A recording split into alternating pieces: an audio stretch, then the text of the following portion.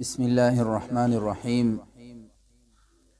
خصوصا د هغه رونو د پاره چې هغه د کینسر یا د ایډز یا د هغه بیمارو شکار دي چې د هغې علاج نشته دی، لا علاج بیماری دي.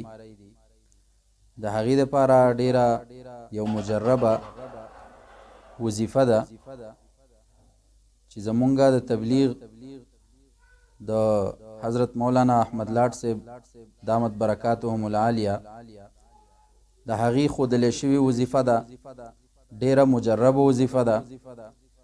او دې وظیفې او د دې دم سره الله تعالی ډیر هغه مریضانو لا چې هغه د کینسر شکارو، هغه د کینسر مریضانو الله تعالی ورله شفا ورکړې ده.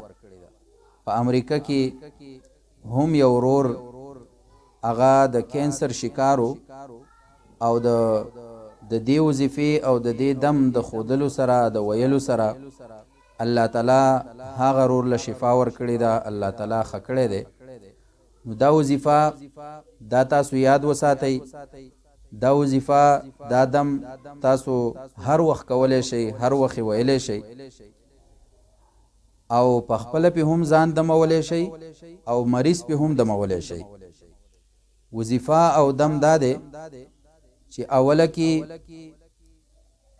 11 پیرې درود شریف، خو درود شریف کومه درود شریف دا ورسره یاد وساتئ چې درود شریف دا زه چې تاسو ته کومه ویمه نو دا درود شریف اللهم صل علی سیدنا محمد بعدد كل داء ودواء وبارك وسلم.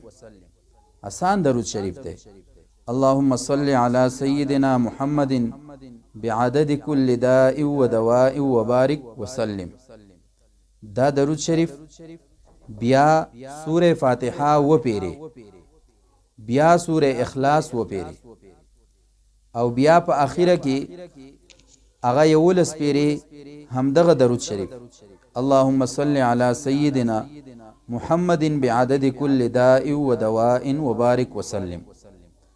نو دا وظیفه دا دم دا خصوصا د هغه رونو د پاره دی چې کومه رونه او خویان دي هغه د کینسر شکار دي، هغه د ایډز شکار دي یا د داسې یو بیماری شکار دي چې هغه ډاکټرانو لا علاج ګرځولې ده او د هغه علاج نه کیږي.